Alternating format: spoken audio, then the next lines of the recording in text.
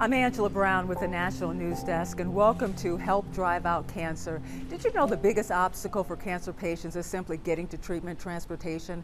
That's why we are proud to partner with the American Cancer Society to spotlight their program, Road to Recovery, that's been going strong for 30 years. Just last year, they provided 71,000 rides to cancer patients. Here's how it works. A volunteer driver is connected with a cancer patient. Now that driver takes the cancer patient to cancer-related medical treatments. There is one program in every state, all 50 states. Here's how you can help: by going to the QR code on the bottom corner of your screen or going to sinclaircares.com. Help us drive out cancer one ride at a time. Let's start in Springfield, Illinois, where we talked to a driver in the Road to Recovery program. I didn't feel like I was being picked up off the curb and dropped off at the curb. He rode with me, literally rode with me through the entire process.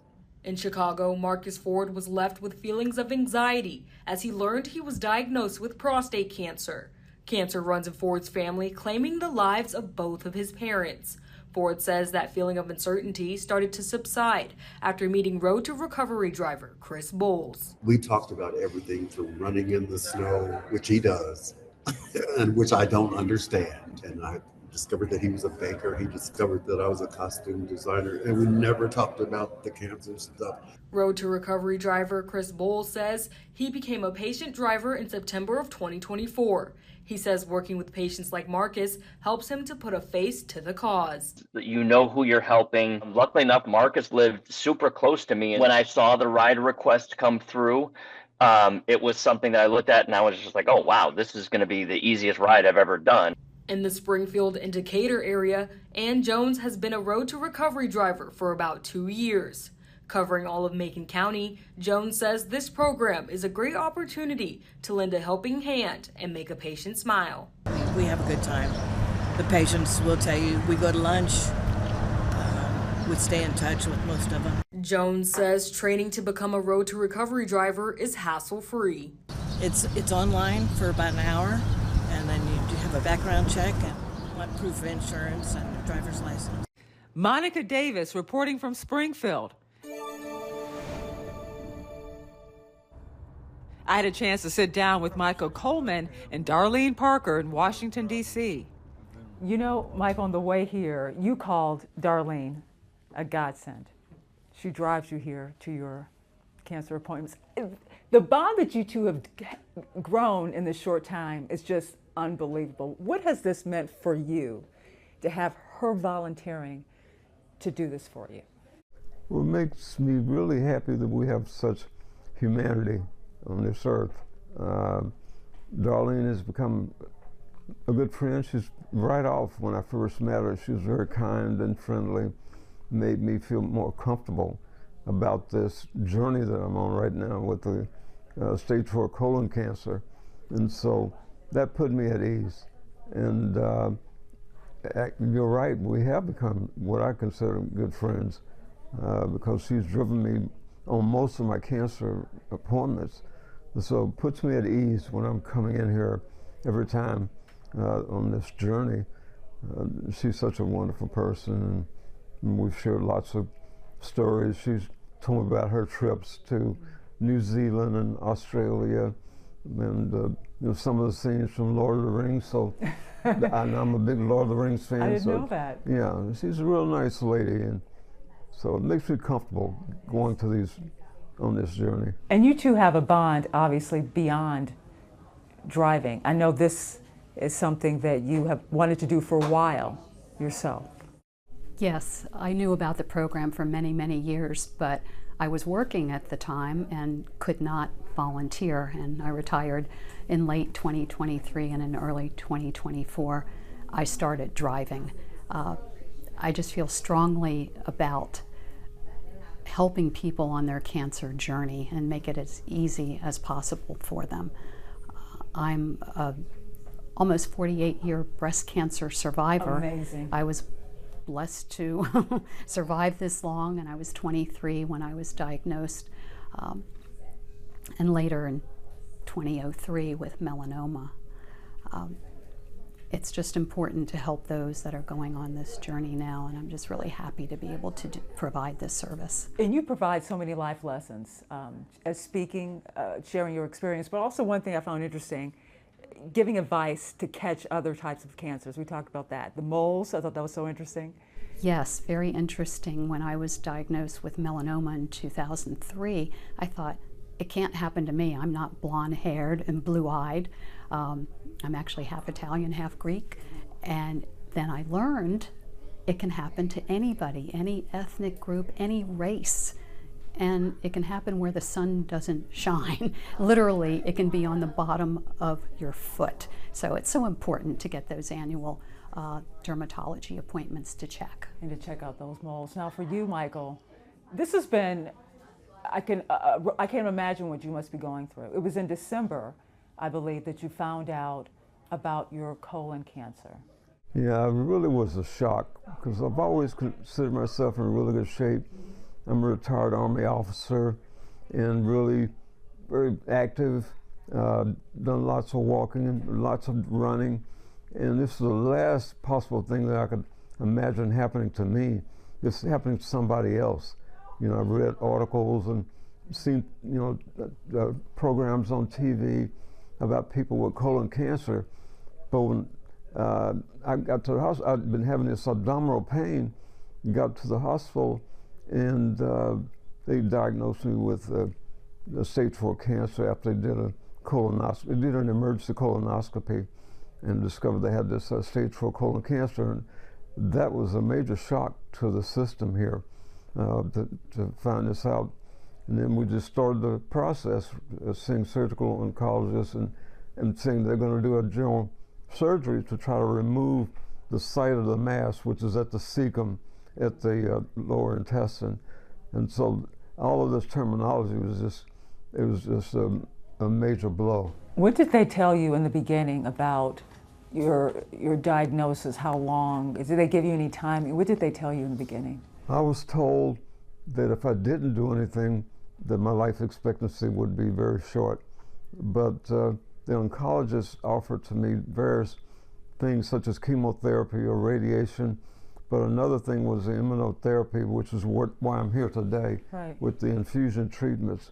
And so these infusion treatments they found over time has been shrinking the tumor, the site of the tumor. That's their goal, is to try to shrink that site where the tumor is. They couldn't get the mass out when they did the general surgery, and so this was the option. And so I chose infusion therapy, and this is about my 5th month here. There is so much on your shoulders right now that you're thinking about, considering. The last thing you want to actually think about is a ride to the hospital.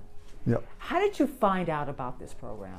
Well, it's important that you have either family as a good support system or a very close friend who is a patient advocate. My patient advocate is Mona, who you've met earlier, and she's like a pit bull, and she's very knowledgeable with computers and automation.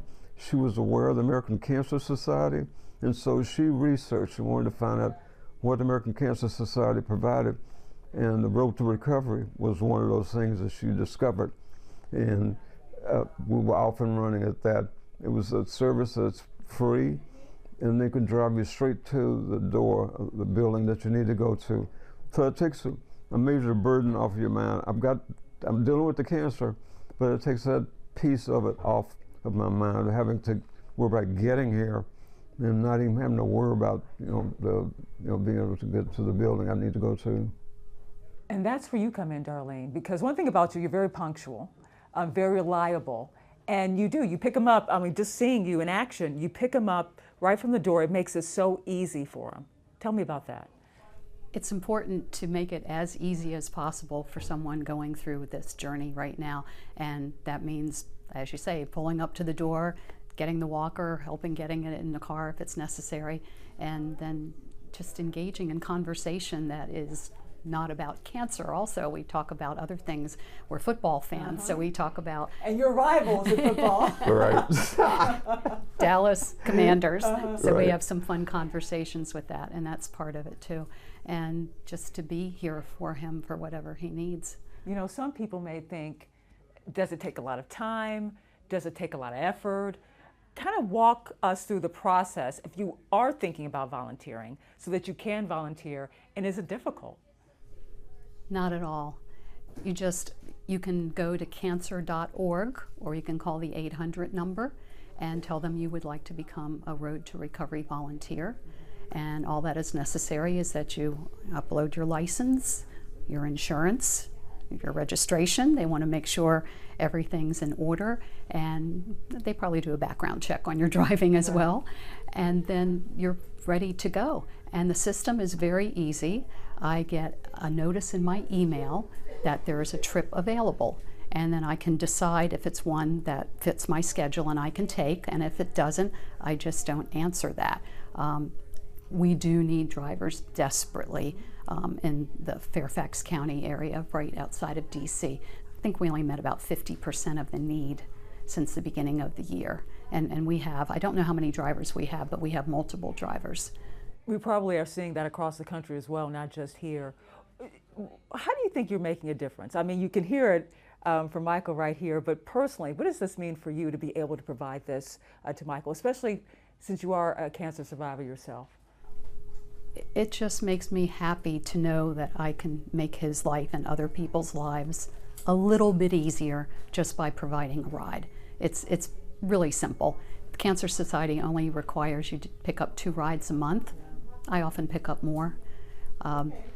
It's a great way to volunteer if you're an early retiree. You don't even have to be a retiree.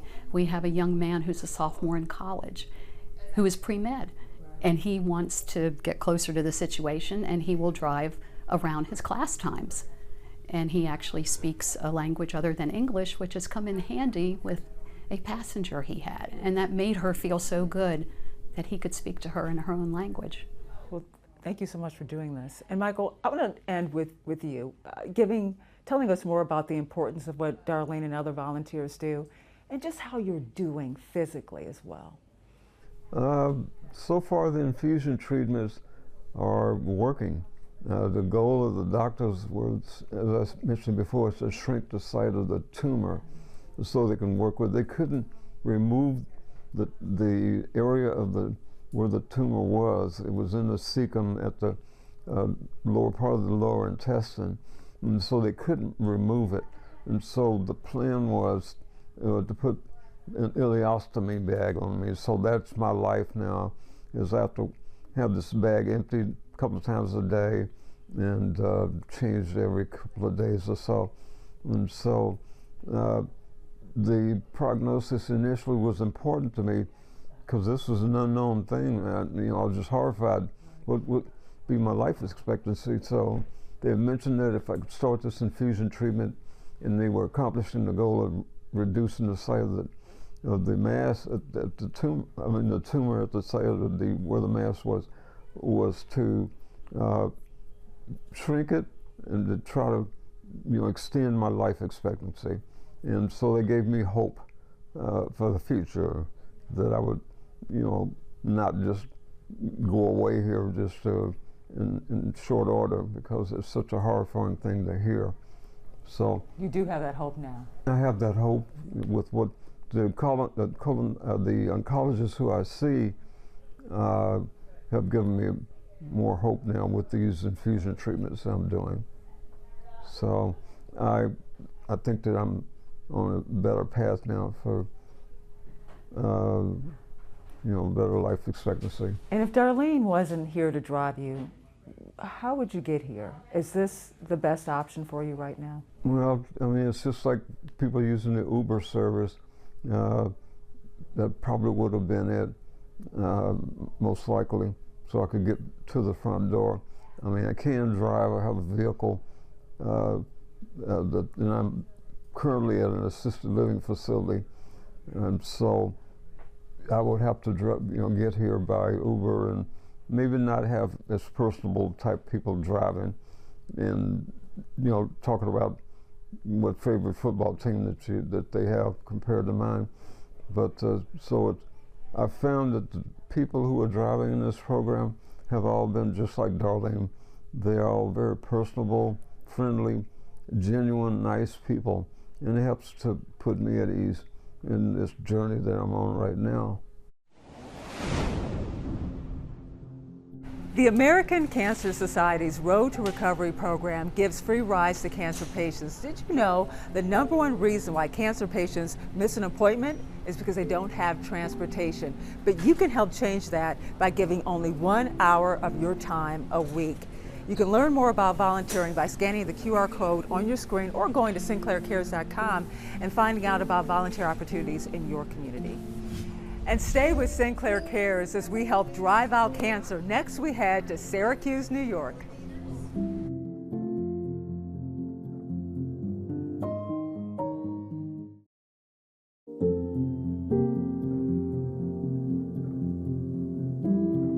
Cancer patients know this firsthand. Standing between them and life-saving treatment is often transportation. That's why the American Cancer Society's Road to Recovery program is offering free rides to cancer patients for cancer-related medical appointments. But did you know, big picture, 3.6 million Americans miss at least one medical appointment because they don't have a ride? Now we go to Syracuse, New York, and Hannah Devaney. Betsy Leiden's insurance stopped covering her rides to the doctor's office for her treatment of her cancer, multiple myeloma. I need rides to and from my house to here for my shots and blood work. Her husband doesn't drive anymore, and her friends work during the day. It was kind of like, okay, now what do we do? At a loss, her friend pointed her in the direction of the American Cancer Society for help. Help then came from a volunteer driver of Road and Recovery, Dave DeBoer. If I can take one thing off the plate of these people, one less thing to worry about, why not? The program picks cancer patients up from their homes and drives them to and from the doctor's office. Dave started volunteering after his wife recovered from cancer. When you sit there and you start seeing people coming in by themselves, it's tough to watch because you know they're by themselves, they're alone. Betsy says if Dave or this program didn't exist, she would have to rely on Ubers or Lyft's rideshare services. To her, this ride means the world. It just means that I'm able to get around and get well and maintain my health. Betsy and Dave urge that if people have the time to sign up as a driver. It's a godsend to people that just want to go and get well. In Syracuse, I'm Hannah Devaney. Dr. Kamal, thank you so much for joining us. This program is so amazing in terms of the difference it makes in people's lives, Road to Recovery. Just first share with us the history briefly. How did this even get started? Yeah, well, it's one of those things where you realize that as much as cancer care has evolved and changed over the last several decades, that the one thing remains true is that if you can't get to care, you can't get better. And, regardless of the innovations, the new treatments that come out, what remains a constant is that people face transportation challenges in terms of getting to care. And so for over 40 years at the American Cancer Society, we've been helping people get to the care that they need by galvanizing volunteers from across the country to help create relationships and then close those gaps, geographic gaps between where someone lives and where they need to go. And it becomes this really crucial program that not only gets people to their appointments and back home again, but also connects them to another person, a compassionate volunteer who wants to make sure that journey is compassionate, that journey is supportive, and that journey feels like you've got another cheerleader in your corner. You know what's interesting, just going through this process, learning more about this program, is that you say it's the #1 transportation, it's the #1 barrier for cancer patients. A lot of folks don't know that. Yeah, it might surprise people to hear that because oftentimes we think about cancer care being in our own backyards. But the reality is that as cancer care continues to evolve, a lot of times the access to the most cutting edge treatments, the treatments that could potentially cure you, may be a little farther away. It may be across town or even farther. And so oftentimes with Road to Recovery, we think about the barriers that people face everywhere from the cost of gas and upkeep of vehicles, and also then the logistical challenge for a person who may not be feeling all that well to be able to drive themselves to their appointment. I think the other really important advantage of a program like Road to Recovery is it allows for family members within a cancer journey to be also be able to pay attention to the other things they need to be paying attention to. For example, we know that there are patients who are cutting short their appointments because for their caregiver to give them a ride back and forth, maybe they need to be at the bus stop for when the kids get dropped off at the bus. So to allow logistical freedom and to have one less thing to worry about for the family or the caregiver is extraordinarily valuable. I'll also add that for many of our patients, they're facing challenges with financially being able to afford cancer care. And so when you have both the patient and the caregiver, for example, having to take off of work, it cuts down, right, on the ability to have money coming into the family. And so oftentimes Road to Recovery is the reprieve and the room that people need, particularly caregivers, so that they can continue going to work and providing for the family while knowing that they've got peace of mind that their loved one is getting to the appointments they need to get to. Well, paint a picture for us about how this works, what it looks like, the volunteer process, all that.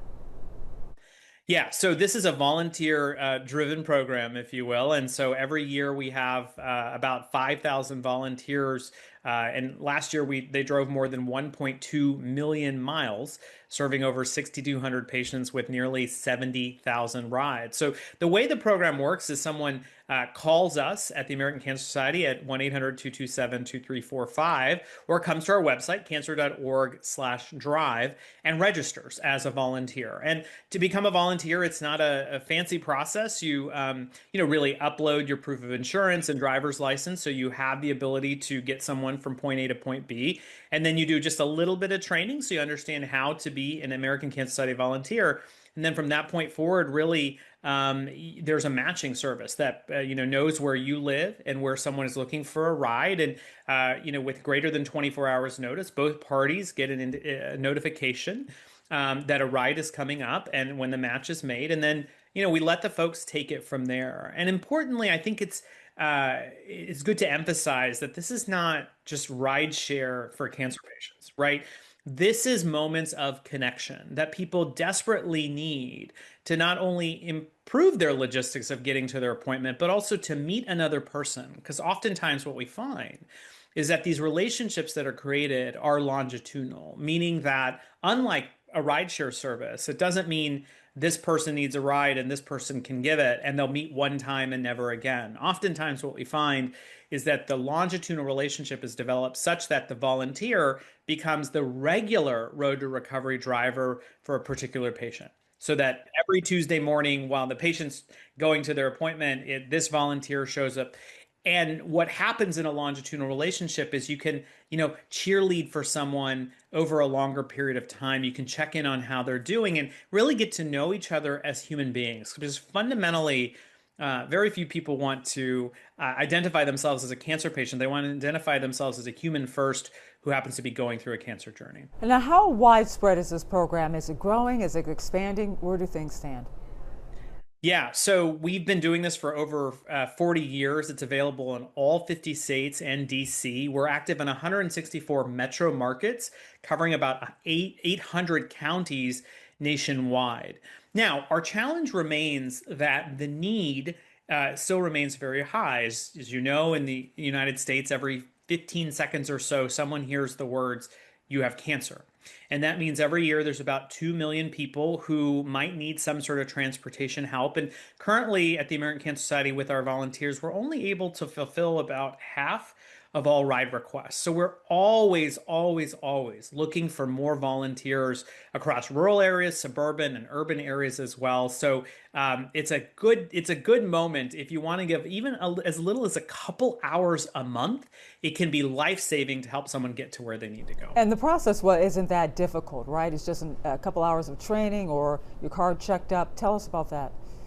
Yeah, it's just a couple hours to sort of get onboarded. What happens is you register either online or through the phone. Then you'll have a short conversation with one of our onboarding specialists, a little bit of paperwork to get things in order. But from that point forward, once you're registered, you can volunteer as much or as little as you would like. The matching service happens on its own, so you receive a notification that for example, tomorrow morning at 8 a.m., you're going to give Joanne a ride to her appointment, and it is 20 miles down the road. Then what will happen is the two will meet and generally speaking, create this wonderful relationship, and they'll go from there. Now, you talked about the need for more drivers and also about cancer cases. Can you give us an idea of the projection for cancer cases, why there is this need?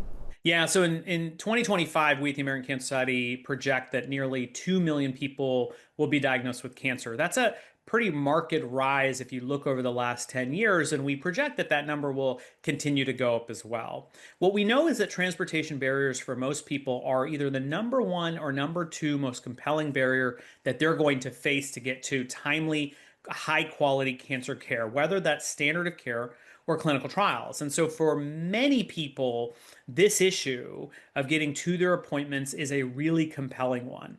Now, as an oncologist, I'll tell you this. I'm a breast cancer doctor, and so in early stage breast cancer, we have cure rates as high as 95, 97, even 100%. But importantly, that may reflect that a person received, for example, 6 cycles of chemotherapy. That means I gave them chemotherapy once a week, every 3 weeks, for six cycles at a time. Now, if they miss just one of those appointments, that cure rate goes down from about 97% to the low 80s. If they miss 2 appointments, we're now in the 60% chance of cure. So for many people, the ability to receive a ride and for volunteers to give a ride, it becomes a life-saving equation, meaning that we go from a high level of cure rate to something lower if a person's not able to get to where they need to go. Now, before we leave you, I just want to ask you this one final question. To address the people watching this who may be on the fence about volunteering, how could you quickly tell them or maybe inspire them to get involved? Well, you don't have to go to medical school to be able to save a life from cancer. Sign up at cancer.org/drive to become a Road to Recovery driver and not only feel like you're contributing to someone's cure, but also creating a long-lasting relationship and potentially even a friendship. All right. Thank you so much, Dr. Kamal, American Cancer Society. Thank you for joining us. You got it. Take care.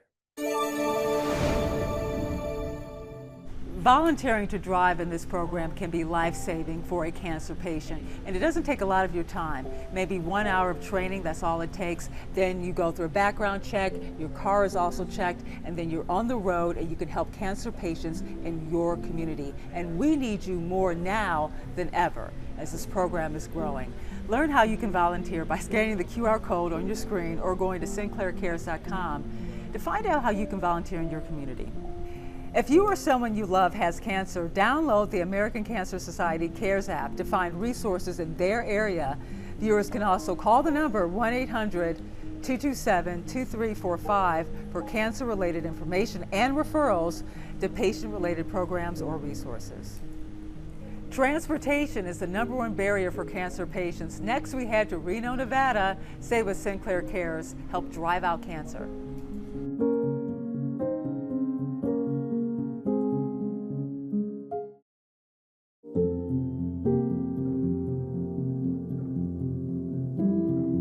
Road to Recovery has provided 9.6 million rides since 2005. Now we go to Shelby Sheehan in Reno, Nevada.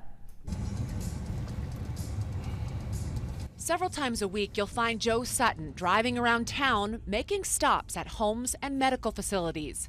He's retired military, but these days on a different mission. This is my way of paying it forward for the help that I got when I was going through cancer. Sutton is a volunteer driver with the American Cancer Society's Road to Recovery program. He's made 1,100 trips and counting since signing up 8 years ago to get patients to their appointments.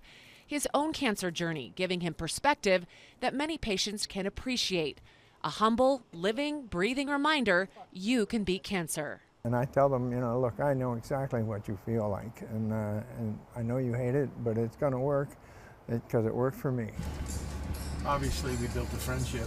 People like Jeff Gillis, who is 2 years into his fight against gastrointestinal cancer, says he can feel the caring and compassion. The two men often sharing stories, not always about cancer, but life too. It's the kind of care that is reassuring and it's nurturing. You know that you're going to get to your appointment on time, which is really the big concern, and whatever that drama entails. The rides can be a roller coaster of emotion with pre-appointment anxiety and after-treatment fatigue and sickness. But these volunteers in the Road to Recovery program do their best to make sure patients don't feel alone. I'm adjusting my psychology from cancer patient to cancer survivor. And that's totally in concert with the American Cancer Society and volunteers like Joe, who have helped me get to all kinds of medical appointments. We're actively trying to recruit more drivers. There are only 9 of us that do this in town. During a typical week, Joe makes 3 to 4 medical trips. Just last year, 247. But he says the patients are not the only ones benefiting from this partnership. You get this glow, I suppose. I feel like I'm really contributing to somebody's recovery. I just feel like I'm doing an essential part of the healing process. You definitely don't feel alone, because there is a community of people that are they're genuine, they're caring. Alexander Breen, just first tell me, where are you located again, once again? I'm located in Champaign, Illinois. And you are what, a driver for Road to Recovery? I am a driver for Road to Recovery. It's American Cancer Society program where we drive cancer patients to their appointments and then back home after they're done. What inspired you to actually get involved, I see a smile there, and volunteer to drive? You seem very happy about it, just talking about it. Well, my wife did this to me, so to speak. I was recently retired from the University of Illinois, and she knew I was looking to expand my volunteer opportunities upon retirement, and because I'm volunteering at other places as well too. And so she read an article on the Road to Recovery program and said, "This is perfect for you." So I did a little bit of investigation, and I thought, this is the type of thing that I like doing. I get a sense of purpose from doing it. I did a little praying on it, and then I decided to join. And so I've been volunteering since. So why did you think it would be perfect for you? Was it a time thing, or just the nature of your personality and maybe wanting to help a cancer patient? Yeah, more so just the nature of my personality. I like to help people. Like I said, I do other volunteering work. I volunteered at our local soup kitchen for over 25 years. And this was another avenue that I thought I could really be impactful, both in the community and on an individual basis. So take us through the process, because so many people think that volunteering takes up a lot of time, it may take a lot to do. You're shaking your head no. Take us through the process of when you learned about the program and then you signed up, became a driver. Kind of tell me what you did. Yeah, it was very easy. So we do online training, and there's not a ton of online training. There's a decent amount that takes you a little bit, and then they do a background check and driver's check on you. And then they pretty much send you on your way. And we use a scheduling program to schedule the rides. And you just take the rides that fit into your existing schedule during the week. So it really fits my lifestyle, because I like to do lots of different stuff. But this is one thing that I think is really important. So I do spend a lot of time doing it. So the process of going through this didn't take very long, it sounds like. No, I would say from starting the online training and being a driver was probably 2 weeks, maybe 2.5, something like that. Do you remember that first ride? You know, I don't. I thought you might ask that question. It's been, I started in 2019, and then we had COVID hit and we were shut down for quite a while.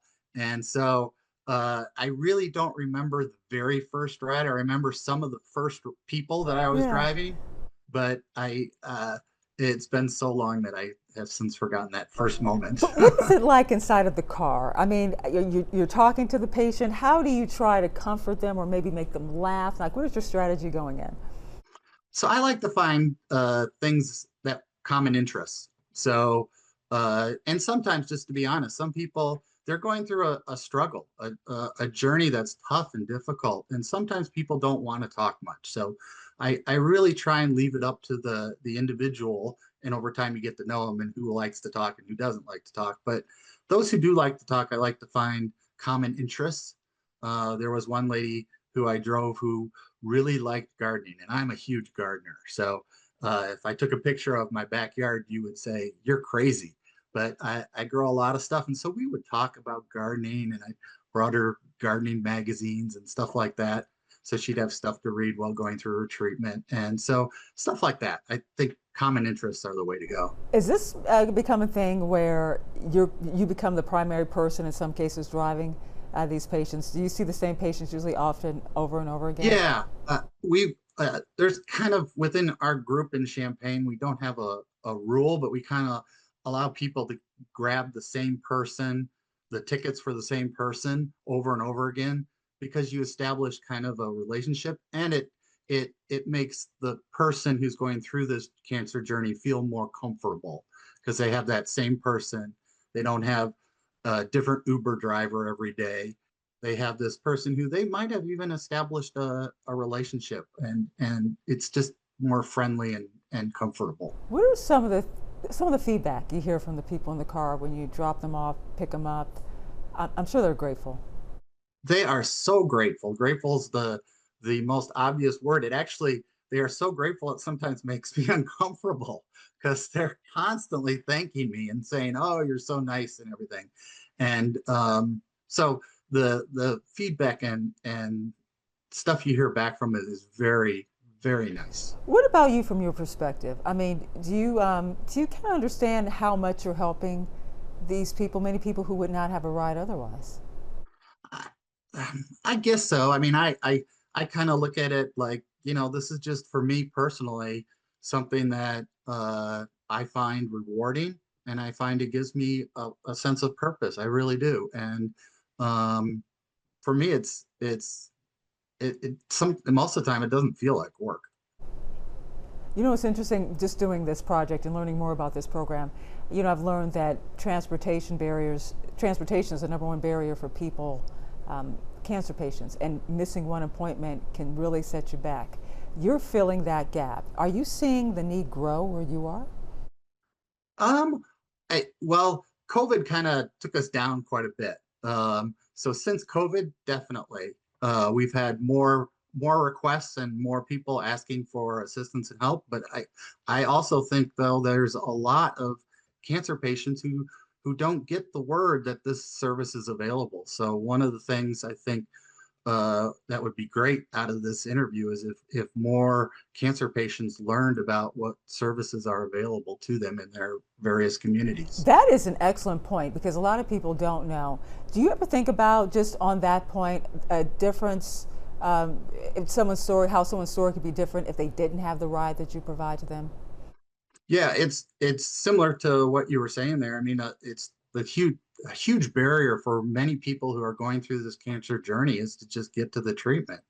And this, without, they can always take an Uber or a Lyft or whatever type of pay for transport, but it gets expensive. I have one guy I drive regularly, and what he tells me and has shown out is that it's not only the radiation or the chemotherapy sessions, but they have a lot of other medical appointments associated with their cancer treatment that they need to go to as well. So they can have many different appointments throughout this journey.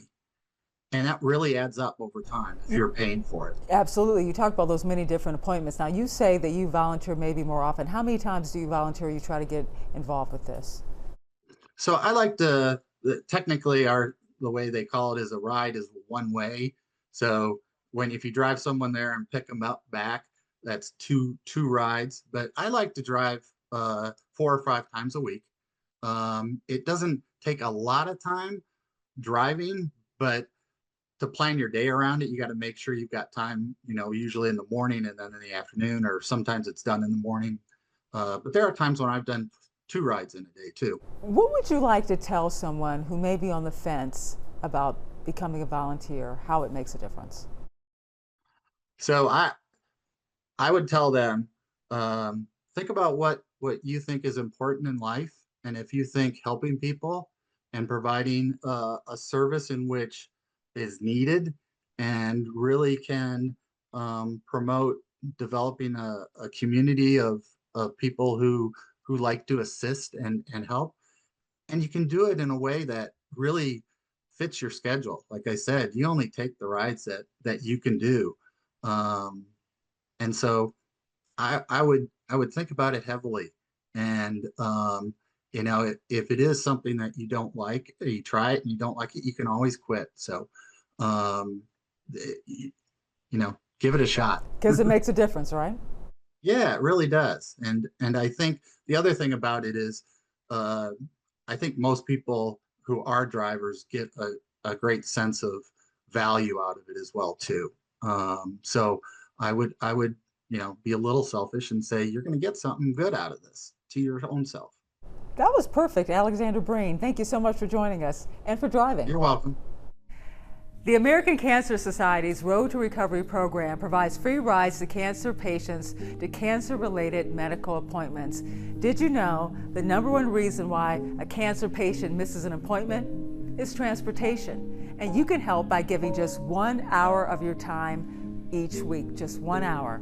You can find out how to volunteer by scanning the QR code on your screen or heading to sinclaircares.com to find out more about volunteer opportunities in your community to help your neighbors facing cancer. You can help someone when they need that help the most, and it's simple. Just scan the QR code on your screen, go to sinclaircares.com, or call the number on your screen. I'm Angela Brown from the National News Desk for Sinclair Cares. Thank you so much for watching and learning how we can help people with cancer.